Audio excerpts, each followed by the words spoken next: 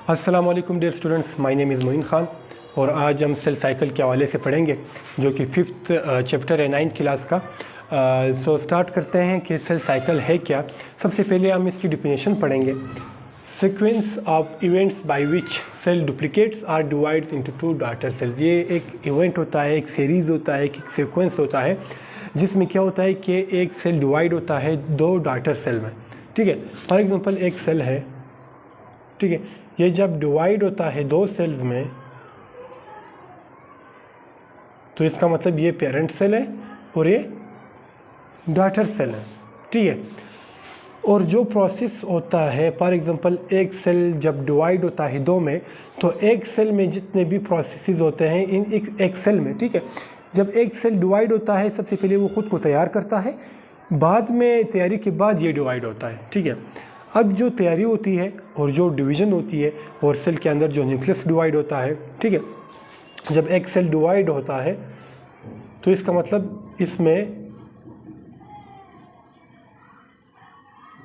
ठीक है, जब एक सेल डिवाइड होता है इसका मतलब है कि इसका सेल मेम्ब्रेन, न्यूक्लियस और साइटोप्लाज्म सारे डिवाइड होके दो सेल बनाते हैं। ठीक है, तो इस प्रोसेस को बोलते हैं डिवीज़न। और जिस प्रोसेस से, मतलब एक सेल जब एक प्रोसेस से गुजरता है और दो में डिवाइड होता है, वो प्रोसेस डिवीज़न में बार बार रिपीट होता है। फॉर एग्जांपल एक सेल दो में डिवाइड हुआ, दो सेल चार में डिवाइड हो जाता है। ठीक है, दो सेल कितने में डिवाइड होता है? चार सेल में। ठीक है, अब एक सेल जब दो में डिवाइड होता था एक प्रोसेस होता था। ठीक है, अब ये एक सेल फिर से दो में डिवाइड होता है, ये एक सेल फिर से दो में डिवाइड होता है। तो इसका मतलब है जो प्रोसेस यहाँ पे इस सेल में हुआ दो बन गए और ये दो सेल जब डिवाइड होता है चार बन जाते हैं, वही प्रोसेस रिपीट होता है। इसको बोलते हैं साइकिल। ठीक है, साइकिल होता है।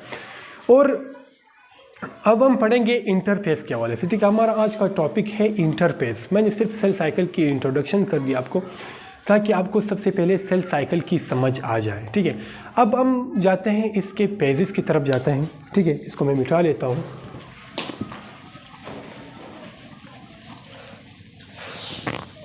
Sorry guys. अच्छा, अब सेल साइकिल के बारे में तो हमें पता लग गया ना कि ये क्या होता है। सेल साइकिल के हवाले से अभी हम जान गए कि सेल साइकिल होता क्या है। अब इसकी पेजेस की तरफ आएंगे। सबसे पहले हम लिखेंगे इसके दो मेजर पेजेस है। कितने पेजेस हैं? 2 मेजर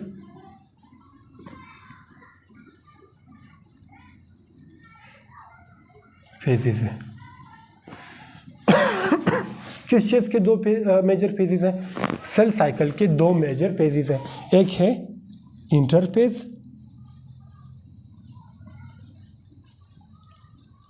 दूसरा है एम फेज या माइटोसिस म्यूसिस फेज। ठीक है, सेल साइकिल के दो मेजर फेजेस हैं। जब एक सेल डिवाइड होता है दो में और दो चार में, चार आठ में, इसी तरह से जब ये डिवीजन होता रहता है, इनमें ये रिपीट होते जा रहे होते हैं। इंटरफेज और एम फेज या mitotic phase, mitosis meiosis phase इसको कहते हैं। ठीक है, तो हमारा टॉपिक का नाम इंटरफेज है, तो आज हम सिर्फ इंटरफेज ही पढ़ेंगे। ये जो दूसरा मेजर फेज है एम फेज, ये फिर हम नेक्स्ट लेक्चर में ही पढ़ेंगे। ठीक है, सबसे पहले मैं इधर इंटरफेज लिख लेता हूँ। इंटरफेज को हम एक और नाम भी देते हैं। ठीक है, उसको हम नाम देते हैं पेरिफेररी फेज। पेरिफेररी फेज। ठीक है, ये लेंथी पेज है। देखो, फॉर एग्जांपल एक सेल है।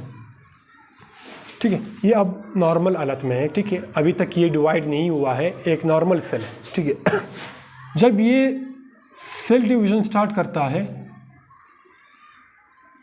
जब ये दो में डिवाइड होने लगता है, तो इससे पहले, डिवीजन से पहले एक मरहला होता है इंटरफेज का, जो ये सेल इंटरफेज के मरहले से गुजर के फिर जाके डिवाइड होता है। ठीक है, और इंटरफेज में क्या होता है? ठीक है, उसमें प्रिपरेटरी फेज होता है, मतलब तैयारी चल रही होती है। ये एक सेल है, फॉर एग्जांपल इसका साइज़ इतना है, ठीक है, साइज़ इतना है। बाद में इसका साइज़ भी बढ़ता जाएगा और इसके अंदर एंजाइम और प्रोटीन बनते जाएंगे और वो आगे की तरफ क्या करते हैं, डिवीज़न की तरफ जाएगा और जैसे ही इंटरफेज से गुजरेगा इसकी तैयारी होगी और तैयारी के बाद इस फेज़ में, एम फेज़ में ये डिवाइड हो जाएगा। अच्छा, अब इंटरफेज में किस तरह से एक सेल खुद को तैयार करता है डिवाइड करने में। देखो, अब यहाँ पे मैं इंटरफेजेस की 3 स्टेजेस लिखूँगा या 3 माइनर फेजेस लिखूँगा, जिसको हम पढ़ के हमें पता लग जाएगा कि किस तरह से एक सेल 2 में डिवाइड होता है और एक सेल किस तरह से खुद को तैयार करता है, ठीक है। अब यहाँ पे इंटरफेज की 3 स्टेजेस हैं। एक है G1 फेज, एक है S फेज, एक है J2 फेज, ठीक है। अब ये एक सेल है, ठीक है, ये एक सेल है। सी, सबसे पहले हम G1 फेज को हम गैप फेज भी कहते हैं, क्योंकि एक नॉर्मल सेल जब होता है और फॉर एग्जांपल यहाँ पे S फेज है, ठीक है। अब ये सेल जब S फेज की तरफ आएगा इस तरह, ठीक है, S फेज की तरफ आएगा, S फेज और नॉर्मल सेल के दरमियान जो गैप होता है और यहाँ पे जो प्रोसेस हो रहा होता है इसको बोलते हैं गैप 1। मतलब यहाँ पे थोड़ा सा गैप होता है कि साइंटिसिस फेज तक जब एक सेल पहुंचता है तो उससे पहले जो काम हो रहे होते हैं, जो प्रोसेस हो रहे होते हैं, जो मेटाबॉलिक एक्टिविटीज़ हो रहे होते हैं, उस फेज को बोलते हैं J1 फेज, ठीक है। J1 फेज में क्या होता है, सबसे पहले मैं इसको मिटा देता हूँ, ठीक है। इंटरफेज के 3 फेजेस हैं। इंटरफेज मतलब कि प्रेपरेटरी फेज है, एक सेल खुद को तैयार करता है कि वो डिवाइड बाद में आसानी से हो सके, ठीक है। अब यहाँ पे इंटरफेज का जो पहला प्रोसेस है ये एक है, दूसरा है, तीसरा फेज है, ठीक है। पहले फेज में क्या होता है, जब इंटरफेज में एक सेल इंटर होता है और इंटरफेज के पहले स्टेज में जो G1 फेज है इसमें जब सेल आ जाता है तो उस सेल में क्या चेंजेस आ जाता है, ठीक है। फॉर एग्जांपल सेल का साइज़ इतना है, ठीक है। G1 फेज में क्या होता है कि एक नॉर्मल सेल जब आ जाता है तो इसमें इसका साइज़ बड़ा हो जाता है थोड़ा सा, ठीक है। अंदर इसका न्यूक्लियस है, फॉर एग्जांपल इसका न्यूक्लियस, ठीक है, थोड़ा सा और बड़ा हो जाता है, ठीक है। एक तो सेल का साइज़ नॉर्मल साइज से बड़ा हो जाता है और इसमें प्रोटीन फॉर्मेशन होता है, प्रोटीन सिंथेसिस। दूसरा क्या होता है, एंजाइम सिंथेसिस, ठीक है। और तीसरा क्या होता है G1 फेज में, अब ठीक है सेल का साइज बढ़ गया, प्रोटीन सिंथेसिस होगी, पैदा होगी, मतलब इसे रिलीज हो गया, एंजाइम की प्रोडक्शन हो गई, ठीक है। प्रोटीन और एंजाइम का काम क्या होता है कि वो एक सेल को एनर्जी देता है और जब उसको एनर्जी मिलती है तो वो आसानी से ख़ुद को डिवाइड कर सकता है, ठीक है। अब तीसरा इसमें क्या होता है कि ऑर्गेनेल्स डिवाइड होता है, डुप्लीकेट होता है, ऑर्गेनेल्स डुप्लीकेट 2 बन जाता है, ठीक है। यहाँ पे जो ऑर्गेनेल्स है, ठीक है, ये इस तरह डिवाइड हो जाते हैं, जो साइटोप्लाज्म में मौजूद है, ठीक है, इस तरह से डिवाइड हो जाता है। फॉर एग्जांपल इसका शक्ल इस तरह बन जाता है, 2 इसमें ऑर्गेनेल्स बन जाते हैं, ठीक है।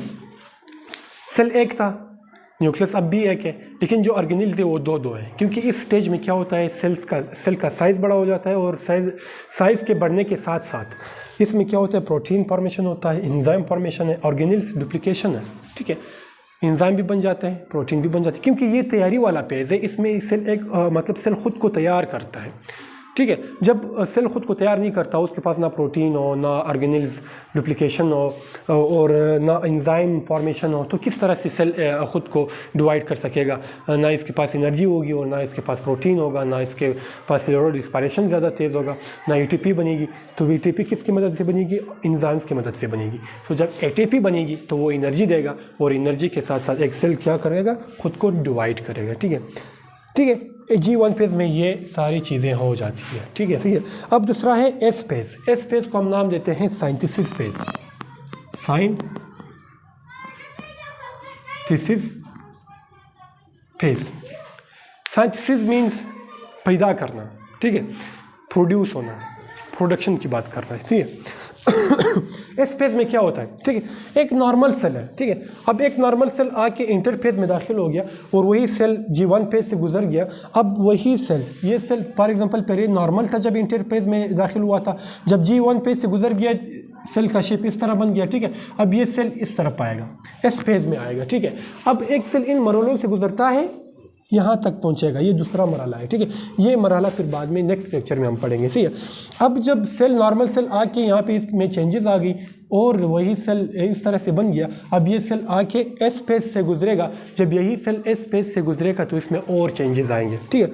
फॉर एग्जांपल मैं आपको एक एग्जांपल दूँ, ये एक सेल है, नॉर्मल सेल है, ये अब तक डिवाइड नहीं हुआ है, ठीक है। ये नॉर्मल सेल है बिफोर डिवीजन। इसमें जो डीएनए होता है ये इनविजिबल होता है, हमें नज़र नहीं आता। इसको हम क्रोमेटिन मटेरियल भी कहते हैं। क्या कहते हैं? क्रोमेटिन मटेरियल भी कहते हैं, सही है। अब जब ये सेल देखो, ये नॉर्मल सेल था, साइज भी बढ़ गया, ये चीज़ें भी बन गई, इसके दरमियान जो डीएनए है, ठीक है, मैं थोड़ा सा इसके दरमियान जो डीएनए है वो क्रोमेटिन मटेरियल है, हमें नज़र नहीं आ रहा, क्रोमेटिन मटेरियल है, सही है। अब साइंटिसिस फेज में क्या होता है कि ये क्रोमेटिन मटेरियल, ये सेल जब इधर आ जाता है, इसमें क्या होता है, जो क्रोमेटिन मटेरियल है वो क्रोमोसोम्स में तब्दील हो जाते हैं एस फेज में, ठीक है। क्रोमेटिन मटेरियल था, सेल बिफोर डिवीजन हमें नज़र नहीं आता था, जो इस मतलब न्यूक्लियस के अंदर जो डीएनए होता है या क्रोमोसोम्स होता है वो इनविजिबल होता है, अनकंडेंस होता है, तो हमें नज़र नहीं आता इलेक्ट्रॉन माइक्रोस्कोप के ज़रिए या किसी माइक्रोस्कोप के ज़रिए से तो हमें वो मतलब कि जो नॉर्मल सेल था, इस सेल में हमें नज़र नहीं आ रहा था जो न्यूक्लियस के अंदर डीएनए या क्रोमोसोम्स होता है। लेकिन जब एस फेज में यही सेल आ जाता है तो इस फेज में क्या होता है कि जो क्रोमेटिन मटेरियल न्यूक्लियस के अंदर मौजूद होता है वो क्रोमोसोम्स में चेंज हो जाता है, मतलब अनकंडेंस फॉर्म कंडेंस हो जाता है। फॉर एग्जांपल मैं इधर इसको साफ करता हूँ, देखो फॉर एग्जांपल ये सेल है, ये न्यूक्लियस है, इसके अंदर फॉर एग्जांपल इस तरह से पड़ा हुआ था, ठीक है। क्रोमेटिन मटेरियल अभी हमें नज़र नहीं आ रहा, लेकिन ये सेल जब एस फेज में आ जाता है तो इसमें क्या होता है कि ये जो सेल था इसके अंदर डीएनए था या न्यूक्लियस के अंदर जो डीएनए है अब इस शेप से इस शेप में आ जाएगा, नज़र आएगा, कंडेंस हो जाएगा, सिस्टर क्रोमेटिड्स में तब्दील होंगे, ठीक है। तो अब एक सेल में तो 46 नंबर ऑफ क्रोमोसोम्स होता है, 30 पेयर्स होते हैं, तो वो पेयर्स की शक्ल में आ जाएंगे, ठीक है। 30 पेयर्स आएंगे, 30 पेयर्स आएंगे, ठीक है।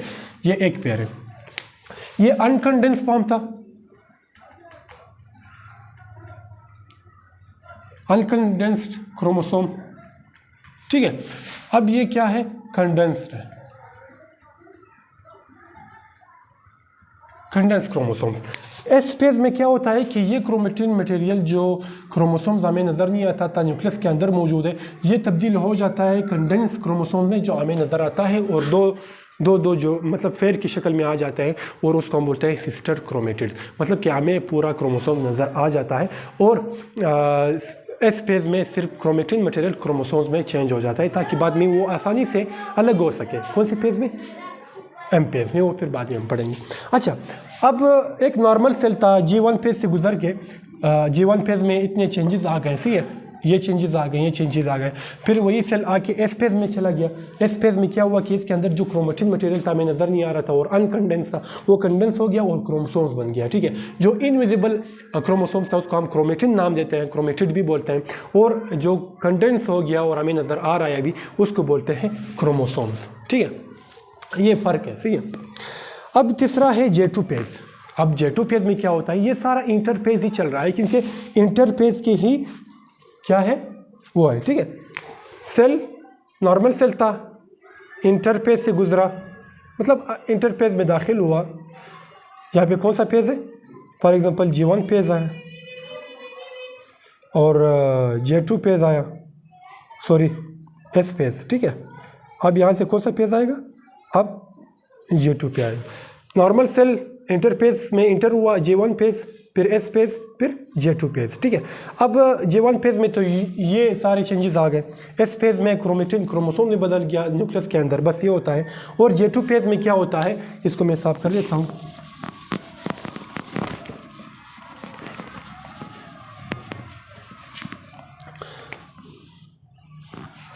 J2 फेज में क्या होता है, ठीक है। अब एक सेल था जो इस हालत में है, ठीक है, क्योंकि इसके अंदर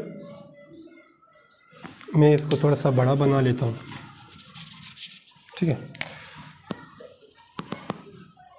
ये न्यूक्लियस है, इसके अंदर पहले जब सेल नॉर्मल हालत में था उसमें क्रोमोसोम्स नज़र नहीं आ रहे थे, लेकिन J2 फेज में जब आ जाता है तो क्रोमोसोम नज़र आ रहे हैं। क्या नज़र आ रहा है?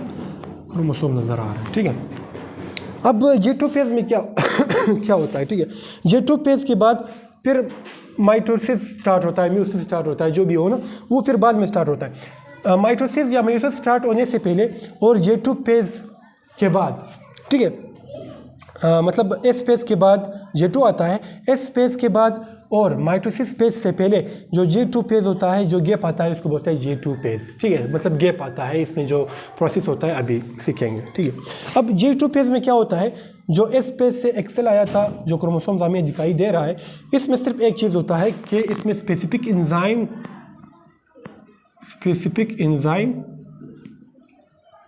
साइंथिसिस मतलब प्रोडक्शन, स्पेसिफिक एंजाइम बन जाता है J2 फेज में, और उस एंजाइम का काम क्या होता है, स्पिंडल फाइबर बनाना। क्या बनाना? स्पिंडल फाइबर बनाना, ठीक है।